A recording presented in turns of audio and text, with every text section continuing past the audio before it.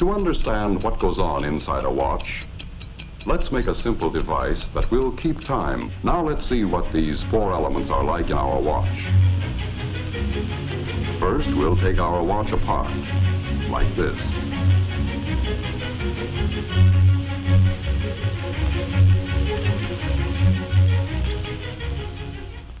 We'll begin with this part, the mainspring and barrel assembly. And so we can see everything that goes on inside, let's use giant parts to make a watch model. This is the mainspring, and it lives inside the mainspring barrel. The mainspring is the power plant of the watch, the source of power, like the faucet in our water clock. By winding the spring, we can store up energy. Here is a winding stem with gears and a click to keep the spring from unwinding. And here is the unit that controls the flow of power, like the nozzle on our hose. It is called the balance wheel and hairspring assembly. It consists of the balance wheel, hairspring, balance staff or axle. Fastened to the balance staff is a part called a roller. To the roller is attached an upright jewel pin. Let's see how these work together. A push on the jewel pin will start the balance wheel moving, and more pushes will keep it moving.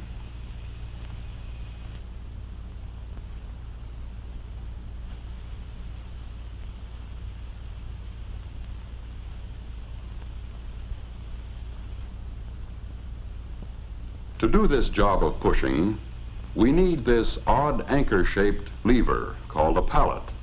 It can be mounted so that when we move the pallet back and forth, we can apply a series of impulses to the jewel pin to keep the balance wheel in motion. Now to the pallet crossarm, we add a pallet jewel shaped like this. Here is a wheel called an escape wheel, with teeth on it so shaped that they will push the pallet jewel and jog the balance wheel into motion.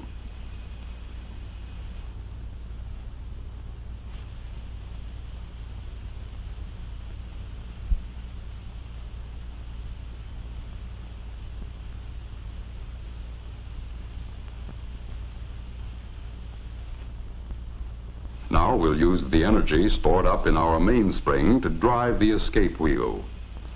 As the mainspring uncoils, it causes the barrel to rotate with it. That didn't last long, did it? Let's try it again. Once things get started, there's nothing to stop them. What we need now is a way of holding the power in check, releasing it a little at a time just when it's needed. Another pallet jewel at the other end of the pallet crossarm will do the trick. Just as the first pallet jewel gets a push from the escape wheel, the second pallet jewel locks against another tooth of the escape wheel to hold the power of the mainspring in check. But the balance wheel keeps swinging, and the jewel pin moves the fork end of the pallet until the escape wheel is again unlocked. But when we connect the mainspring directly to the escape wheel, the power is soon exhausted. In an actual watch, it would last only a few seconds. What we need is a way to stretch the power so it will last for more than a day. In our water clock, we used a hose to transmit power from the faucet to the nozzle. We also need a way to transmit power here. So let's add a system of gears and wheels. We'll stretch them out in a line instead of in their usual closely confined location in a watch. Look at the gears a moment and see what they do.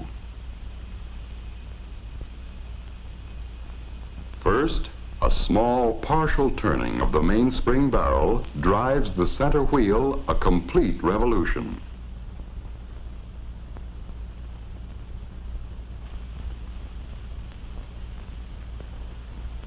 A partial revolution of the center wheel drives the third wheel a complete revolution.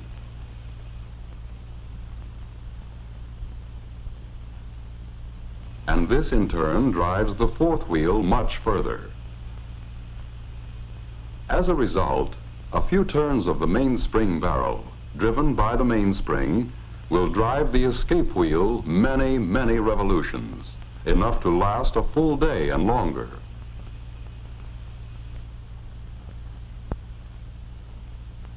What we have now is a complete model watch train. Through the gears, the mainspring drives the escape wheel. The escape wheel teeth push first on one pallet jewel and then the other. The pallet fork nudges the jewel pin on the balance wheel to keep it moving. The swinging balance wheel on its return trip moves the pallet fork. This unlocks the escape wheel to release a little more energy from the mainspring.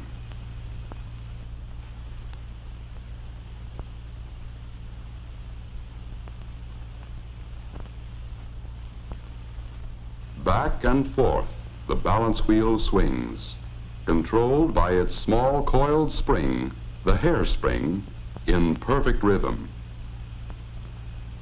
Each swing unlocks the escape wheel so it can give an extra push to a pallet jewel, and this is passed on to the balance wheel assembly to keep the watch ticking far more steadily than any beating heart. All we have to do now to measure time is count the ticks. But this would be a tedious job and not very practical. Just as we needed a dial on our water clock, here too we need a method for recording the flow of power. So to the shaft of this gear or wheel, we add an indicating hand to measure seconds.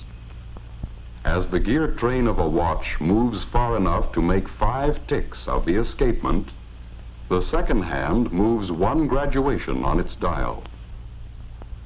To count the minutes, we can attach a dial and fasten a pointer to this gear wheel, which is just the right size so that it turns 1 complete revolution while the second hand makes 60 revolutions.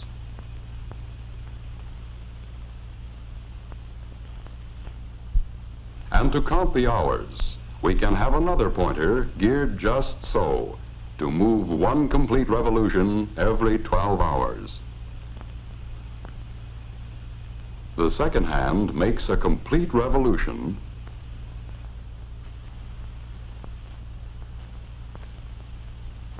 and the minute hand moves 1 graduation, and when the minute hand makes a complete revolution, an hour has passed.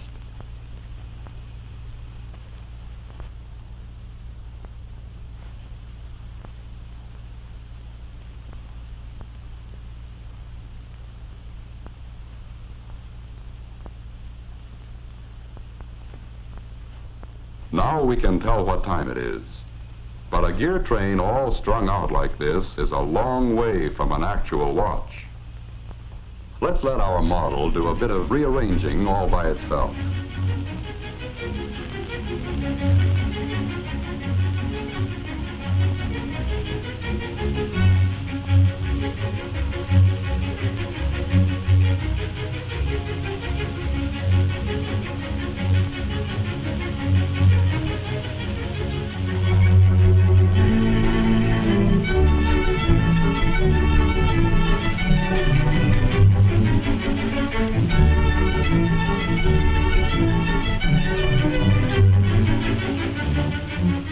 Now we know what time it is and how and why we know.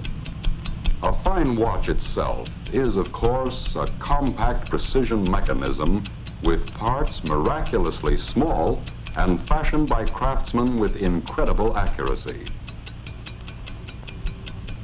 But the basic principles are those we have just seen, frequently applied on a scale almost microscopic to produce the world's most accurate, portable measuring instrument.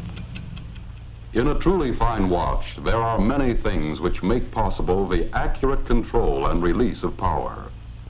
Jewels, for example. Many people correctly believe jewels increase the value of a watch. They increase the value all right, but not by being ornamental. Jewels are in a watch strictly for business. They add to the value only when correctly placed and used. They are the bearings which lessen friction, increase the regularity of the running, and greatly extend a watch's life of dependable service. Harder than the finest steel, these tiny surfaces are finished so smoothly they reflect images like a camera lens.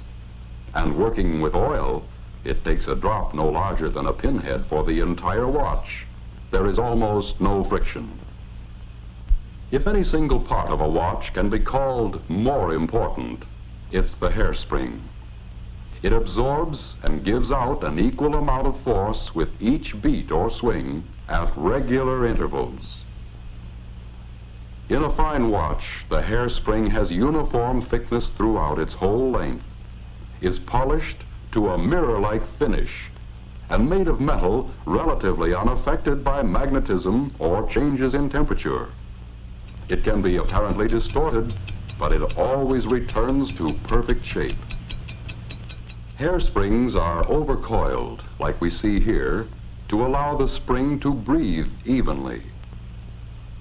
Were this not done, the spring would coil and uncoil unevenly, fluff out on one side, and interfere with the accuracy of the watch.